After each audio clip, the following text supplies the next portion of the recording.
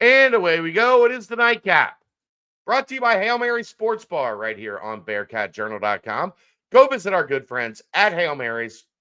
They're in Cheviot. They're in the Dora District. They're right on Harrison Avenue. You can walk from bar to bar with your drinks, or you can just hang out at Hail Mary's. 27 TVs, a 9-screen video wall. Not a bad seat in the house. They subscribe to every sports package that DirecTV offers, and Cincinnati Sports will always be on the video wall, although I'm starting to wonder if that's a good thing. They have a brand new walk-in cooler, brand new draft lines, and not only do they pour the coldest Cincy Light around, they do so in 32.8-degree beer frosted glasses. All right, Aaron. Look, I look forward to Sundays. Yeah, I love this show. We don't have to talk about the Bearcats. I'm just saying for Hail Marys, like it might be worth putting anything else on the 9-screen video wall. Like, is there a Fox Sports London that's got darts on? I would put that on the 9-screen video wall before Cincinnati Sports at this point. Woof. I do look forward to this day because we get to talk about something other good basketball than the Cincinnati Bearcats basketball team. We get to talk about some other stuff. So let's get to it as Big 12 Week 4 comes to an end. And Aaron, it was yesterday was fun. We'll start with maybe the game of the year in college basketball, and I don't know how this will be topped. What all happened in this game? Houston 92, Kansas 86. I don't even know where to start. Kansas up 6, 90 seconds or so left. I think maybe a little less than that. Houston pushes it to overtime. Kansas up at the free throw line with 20 seconds left, up 6. Up 6 at the free throw line, 20 seconds left. They miss both free throws. Houston hits a 3. Houston throws a bad inbounds pass, or Kansas throws a bad inbounds pass. Houston intercepts, hits a 3, double overtime. They hit both of those with 14 seconds left, I think. Under 14 seconds, yeah. Yeah. Bananas. And Houston wins it in double overtime. That was just a hell of a game. Just a hell of a game. Yeah. Juwan Roberts had 24 points to lead all scorers in that one. He was fantastic down the stretch. Uzan had 17, and Malik Wilson had 18. Those were your double-digit scores for Malik Wilson off the bench was the guy that hit the 3 to send it to double overtime. Yeah. And Kansas, of course, had 4 guys in double digits. You had Flory with 19 and 7. You had Hunter Dickinson with 17 and 8. You had Zeke Mayo with 16 and 9. And then Rylan Griffin had 17 off the bench for Kansas. He had a monster 3 as well there late in the game. Some clutch to put him up 6. He had clutch free throws as well. Did he miss? He did everything he could. It wasn't Rylan. Was he the one that missed the 2 free throws? No, because maybe it was Rylan Griffin's fault. Yeah, he was 5 of 6. Or he was 2 of 4. No, it's 2 of 4. So maybe I think he hit the clutch ones early, and then he missed the. It was either him or DeJuan Harris. Yeah, it was a guard. Might have been DeJuan Harris. Anyway.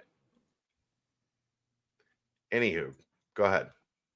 I don't know. It was Rylan Griffin. 28 seconds left. He missed. No, he made one, missed one. That was in OT. Not at the end of the game. Are you talking about the end of the game one? I know they had somebody at the line to take 2 to win the game at some point. There was a lot happening in the last 10 minutes end of OT, end of regulation. Yeah. But yeah, Oh, it Hu- was DeJuan Harris that 18 seconds left. He missed Okay, both. Yeah, that's what it there it was. is. Griffin made 2 with 28 seconds left. That's the one you're talking about. Like I said, that put him up 6 Yeah. in the overtime. Then you had the 2 misses from Harris, the sharp 3, the turnover, the Wilson 3, double overtime, all with 18 seconds left. Stupid. Houston, I saw somebody, I want to say it was Kevin Johnson, tweeted out that Houston made him angry because he sees Houston has They stole stolen UC's identity. Yeah. the Bearcats' identity. And I don't know that I could put it any better myself. I think that's why I don't like Houston. I don't root for Houston, but I find myself drawn to Houston's style. And I don't. Right. Now it makes sense. And Yeah, I mean, I'm look, jealous, Aaron, incredibly jealous of Houston's fan base. All that's not 6 a of them. secret. Kelvin Sampson said that when he went like in the third year at Houston, he was like, "We're trying to be them. Like they are worked what out. you want to be. We're trying to be them." They did it. It's stolen identity that everybody went, nothing we can do. They just took it. It was yours, but it's theirs now. They took it. Usually when you steal someone's identity, though, the team still resembles that identity that you stole it from. They took it. They took MJ's secret stuff, is what they did. They all of it. God. They said this is ours now. They were Debo. That's my bike, punk. And they just took it. I'm the captain now. But that's a big one. Houston stays undefeated, 8-0 in the conference. Just incredible. Iowa State hasn't Houston won 19 in a row now in conference play, if I'm not mistaken. I think that it was either 17 or 19, but yeah, the way way they finished last year and then this year. Yeah. Let's emulate that. Yeah, now we have to take it back. Now we got to break in the bedroom, sneak through the window. Fine.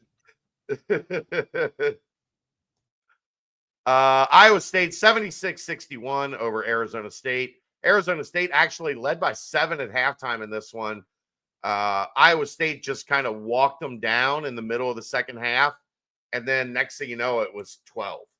They went on a 19-3 streak. You went on a 19-3 streak to finish the game. Yeah, congratulations. Because what do great teams do? They find a way to win. They close. They get the job done. They go to work, baby. You win by 15. You win by 15 in a game they were down 7 at half and really not playing well. And then they flipped the switch. Curtis Jones, 33. That dog will hunt.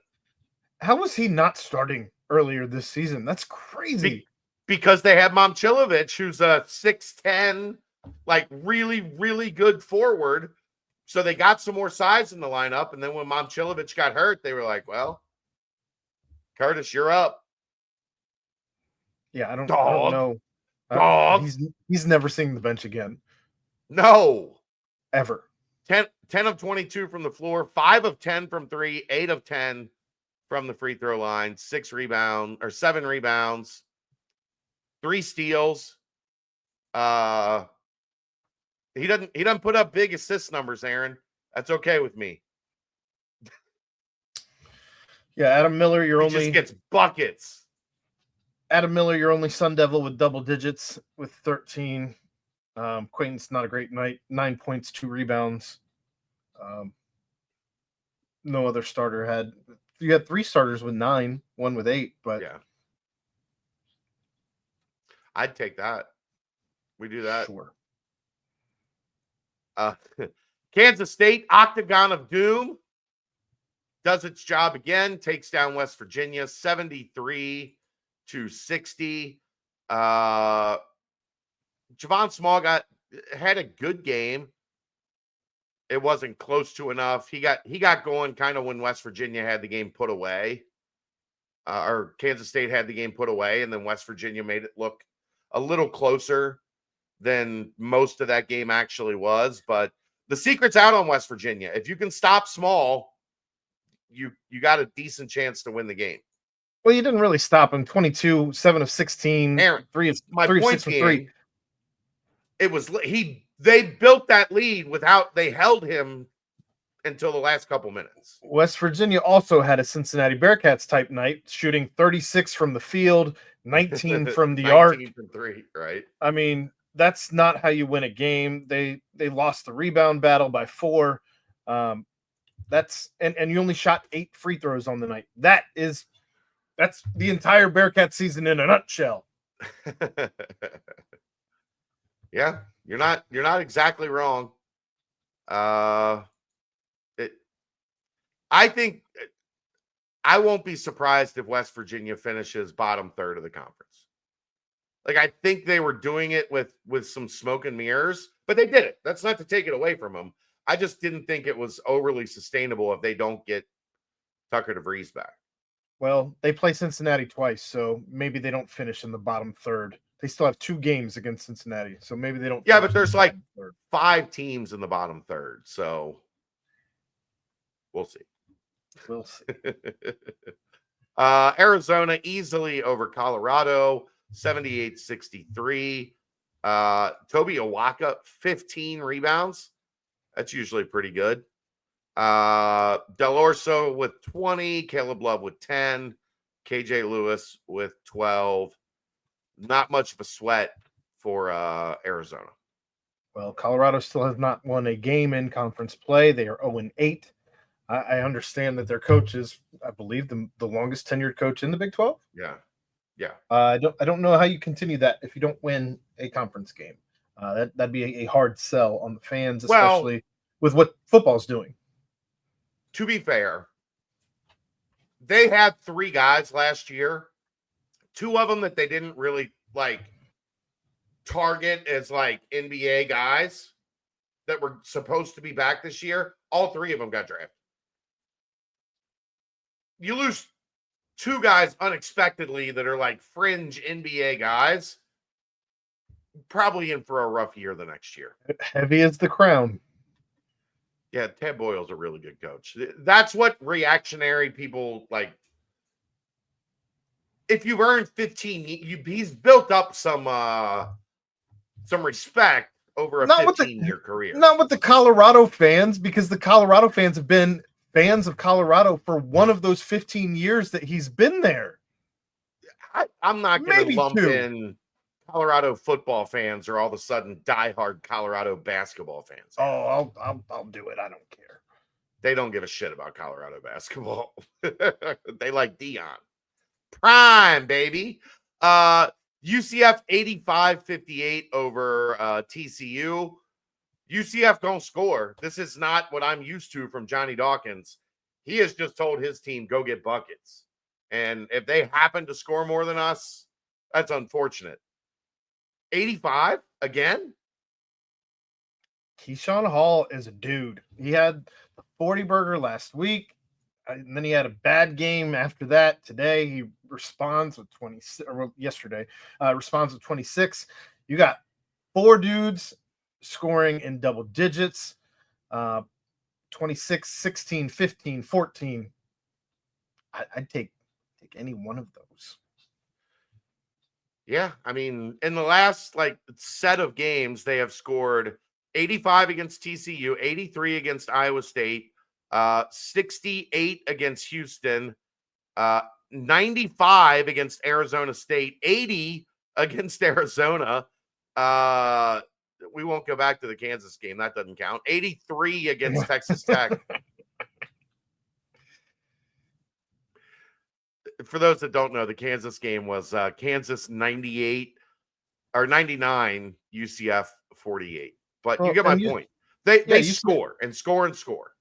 And they're doing it efficiently. They slashed 45, 42, 82. That's a great night. What's that like?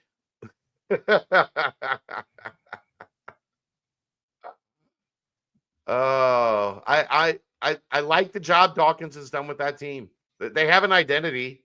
That would be nice. Baylor 76, Utah 61. Omier was awesome.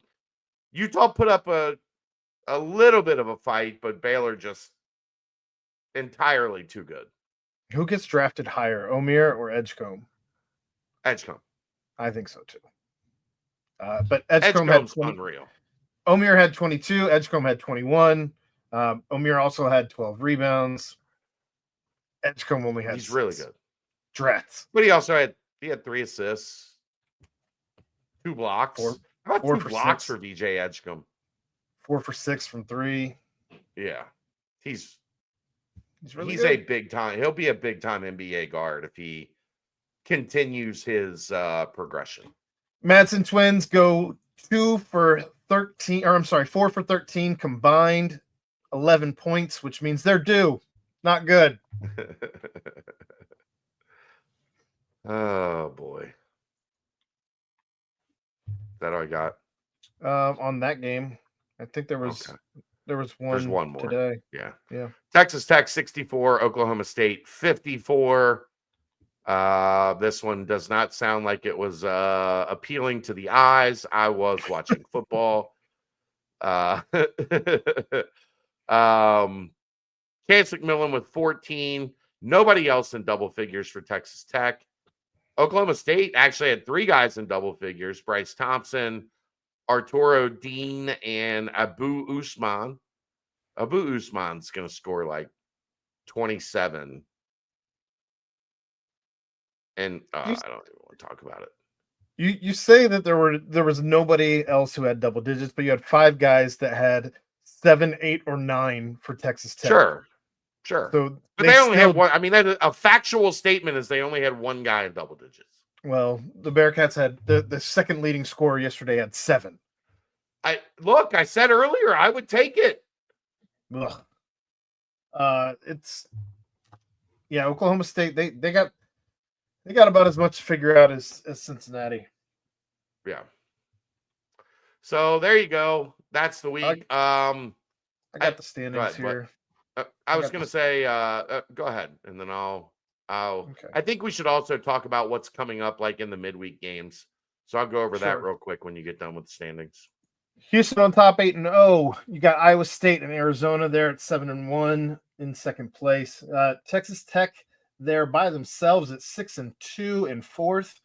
Kansas and Baylor at 5-3. BYU, UCF, and West Virginia there at 4-4, sitting at 500. Utah and TCU at 3-5. Cincinnati, Arizona State, Oklahoma State, and Kansas State. That's the company you have right now at 2-6. And Colorado at 0-8. You are the company you keep, Aaron. That's what they say. There's your identity. This one's going to be super interesting Tuesday, given what happened yesterday. UCF at Kansas. Kansas defense. Yeah. I mean, Kansas just destroyed them the first time. So major upset by UCF. Yeah. And ESPN gives UCF a 9.5% chance. That's because they lost by 50 the first time they played. Baylor at BYU, 9:00 on ESPN2. 53%, 53.7 for BYU. So about a coin flip.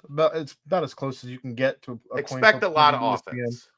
Sure. Expect a lot of offense. If BYU slashes in a half again, 70, 75 plus, 75 plus, 75 plus. I've never seen anything like it. 1.6 points per possession. Wes Miller said the same thing. Arizona State at Colorado. The essentially the only 2 teams that we know are not as good as UC. I will not be watching that one.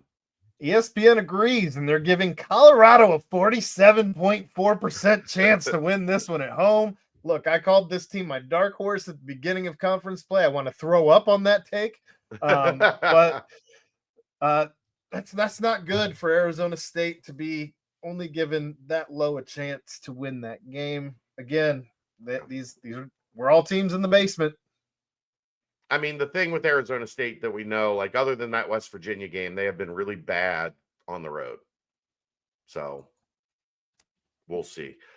And then Cincinnati, Utah, late Tuesday night. Wednesday, Houston, West Virginia. The way this West Virginia team has played, they'll do something stupid like win at home against Houston. After losing 2 in a row and like looking like crap pretty much. Right now, after watching the way that Houston beat Kansas, even watching the way that Houston beat UCF when it looked like they were dead to rights, I don't know that Houston's going to lose a conference game. Maybe they just say fuck it and go 20-0. I don't think that's going to happen. But, you know, they're fun to watch. And Juwan Roberts is 37 years old. Good I for remember him. 37. 3 years ago. TCU at Texas Tech. Texas Tech is definitely playing better basketball right now. They're at home. I would take the Red Raiders in that one. Yeah. And then finally, go ahead. ESPN agrees with you, 86% on that one. Finally, Oklahoma State at Kansas State, Wednesday, 8 o'clock. That one's on CBS Sports.